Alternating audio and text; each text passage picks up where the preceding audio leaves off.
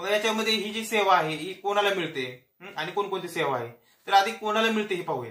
तर ही जी मोफत कायदेशीर सेवा आहे ती महिला व मुले, म्हणजे जर एखादी महिला जर कोर्टामध्ये येत असेल, त्याच्यावर काही अन्याय झाला असेल, मग तो घरगुती हिंसाचार असो किंवा इतर कोणतं की नवरा तिचं पालन पोषण करत नाही याबाबत तिची व्यथा असो, ती जर कोर्टामध्ये आली तर तिला मोफत वकील देण्याची तरतूद या ह्याच्यामध्ये केलेली आहे.